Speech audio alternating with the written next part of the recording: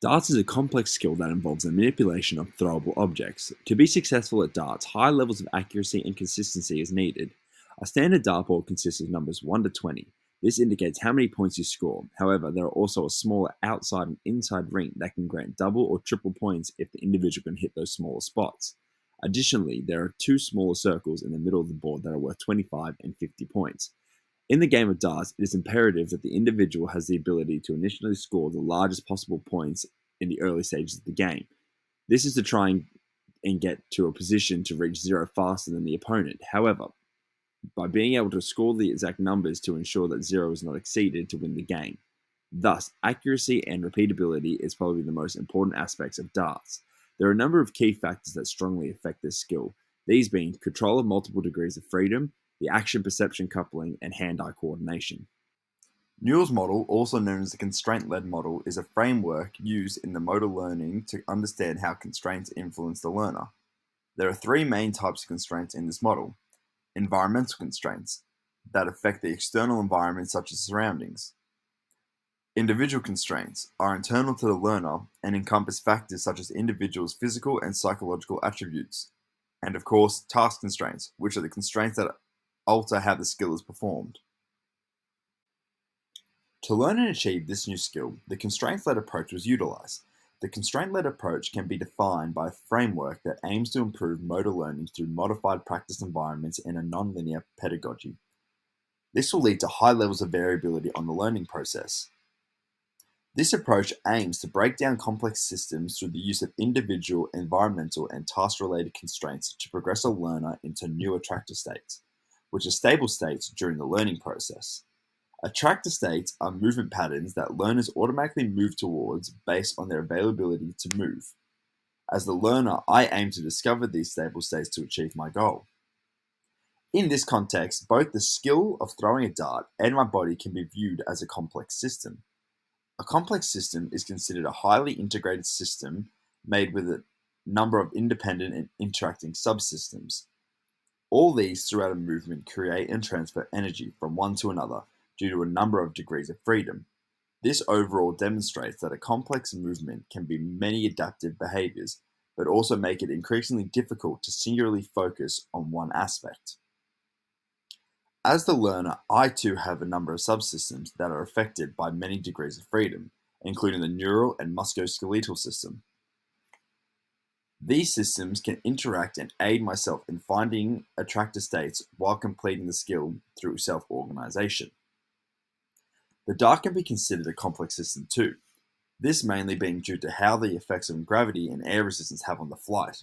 Depending on throwing technique, the dart can rather float through the air or cut through the air with a spiral, meaning that it is non-linear and under complex trajectory. The energy flows and the affordances that are discovered throughout the learning process is a key aspect of the CLA. While throwing a dart, visual and haptic energy is crucial as I gain understanding of how the dart feels in my hand, and I can make judgment on how far and hard I have to throw the dart, emphasizing the perception-action coupling. Further, I can perceive the invariants and mistakes made to find new attractor states and improve form. Paired with constraints, new actions will be produced. At the completion of the training program, I strongly believe there will be considerable improvement of scores and coordination. The darts thrown will be closer to the bullseye in the middle of the board.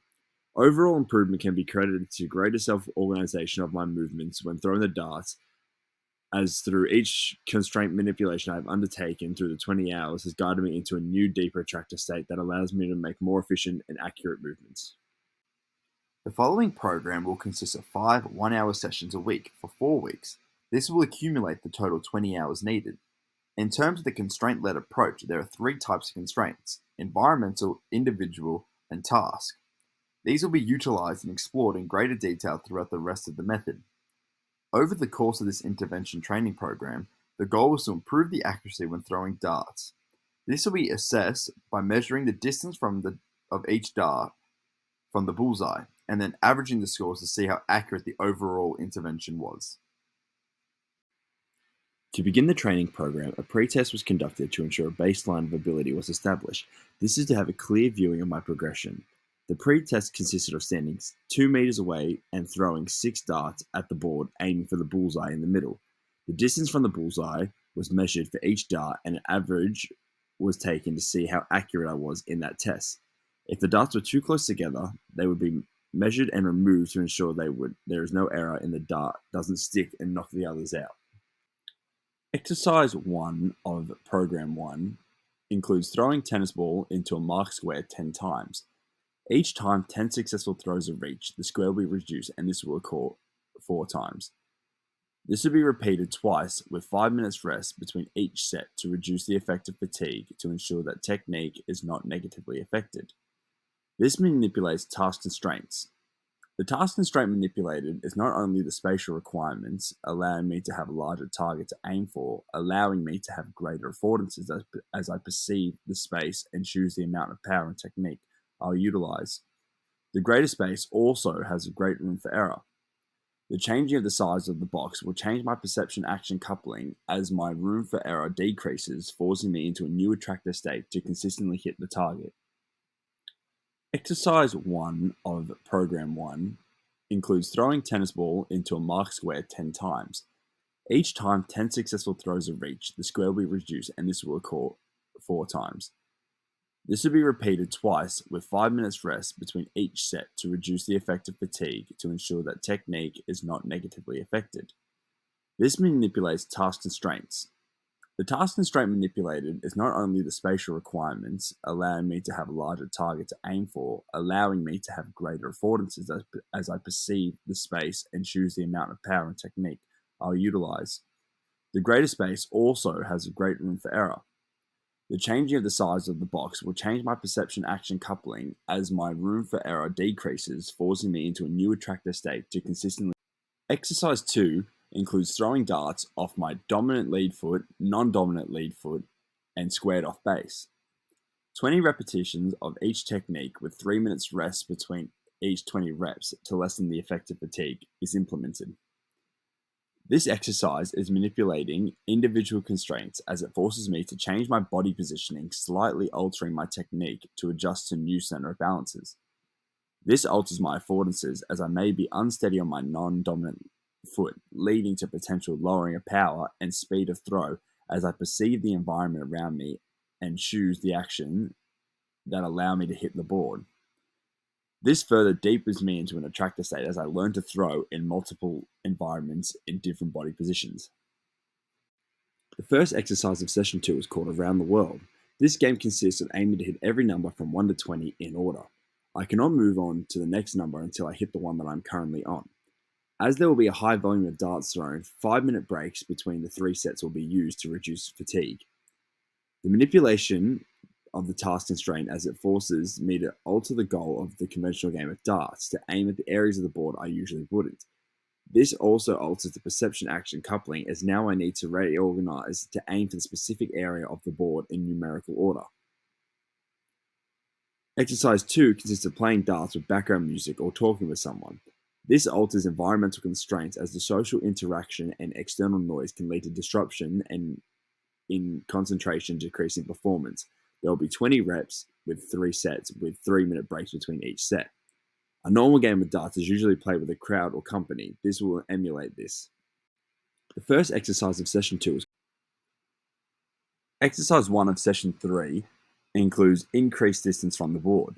Increasing the distance from the board manipulates environmental constraints as the training environment has now changed as the distance from to throw the dart is further. This alters perception as the optical array is affected as the board seems smaller. 3 sets of 20 with 3 minutes break between each set to once again reduce the effects of fatigue will be implemented. Exercise 2 will consist of breaking down of the degrees of freedom, only using the elbow to throw the dart. This is a task constraint as it alters the way the task is completed, as now the elbow extension will be utilized with minimal finger and wrist movement. This will aid in reduction of error opportunities as there are less structures to coordinate to complete the movement. Freezing degrees of freedom to create functional linkages, placing me in a new attractor state as I gain greater self-organization. Session 4 consists of a game scenario. where the aim was to score 60 points with 3 darts, 5 times, with 3 minutes break between each set. This is a task constraint that emulates game scenarios. This consistently alters the way I as the learner, have approached the skill originally. I now must self-organize to react to the scores I have scored, and my next actions must be ones to achieve the required score. This overall calls on my current attractor states while being a new challenge that deepens this. The next exercise is being one eye closed to reduce vision. This is an individual constraint that affects my abilities, as now I have lost peripheral vision from my left eye. This alters the perception action coupling heavily, as now the optical array and perspective of the board has changed. This forces me as the learner to adjust and ensure that darts still hit the board. The first exercise of session 5 is called doubles. The aim is to only hit the doubles on the board. The doubles need to be hit 3 times before the end of the set, and there will be 3 sets. The task constraint heavily influences the perception coupling, as now I must aim for little rectangles on the outside of the board. This will heavily reduce my affordances, as now the area I can aim for has reduced significantly, as I get accustomed to the smaller target and the attractor states deepen. Exercise 2 is playing at night with limited lighting. This will be 20 darts for 3 reps, with 3 minutes rest between. This is manipulating environmental constraints, as now the darker environment has affected the optical array of the board, changing my perception of the board and forcing me to adjust my actions to this new perception, relying on my self-organization developed from the attractor states created through previous sessions. At the completion of the 20 hours, the same test was completed to see the changes between pre and post. As seen in the results, it is evidence that there was a higher level of accuracy due to small levels of variance in scores in the post compared to the pre, with far less distance from the bullseye, with the post test being an average of 6.6 centimeters away and the pre-test being 12.25. Over the 4-week period, each constraint training session was not recorded and results were not taken. However, as the session plans were repeated each week, a large improvement was notable from week to week, as I began to fall into deeper attractor states, leading to greater improvements in the perceptual motor landscape. Over the course of the 4-week intervention, the aim was to utilize the constraint-led approach of skill acquisition to learn the skill of throwing darts. In the initial stages of the intervention, I found myself making rapid improvements, landing more darts in the scoring zone of the board. This being due to the breaking down and freezing degrees of freedom of the movement, reducing the amount of error opportunities as the movement is more controlled with less variance with each throw, and gaining a deeper understanding of the perception action coupling associated with darts, as I began to learn how much power was needed to reach certain areas of the dartboard, along with directional changes with my arm. However, I found at the end of week 3 and throughout week 4, there was a gradual plateau of my performance. Compared to previous research, this is consistent with Erickson's learning curve, as returns begin to diminish as the areas to improve are more subtle and require niche work to improve. At the conclusion of week 4, there was clear improvement from pre-test to post-test. These results can be attributed to this constraint-led approach to motor learning, as the manipulations of constraints forced me to react and self-organize, finding deeper attractor states that led to more efficient movements, finding the optimal way to complete the task in a non-linear way, as I began to find small improvements that resulted in significant change. As seen, the constraint-led approach was highly effective. However, there are a number of opposing strategies that can be considered, such as the linear approach, which may be suitable for learners, as it consists of high repetitions and gradual block method, which breaks down the skill. The training program had a number of strengths. The main strength is the manipulation of multiple constraints throughout the program.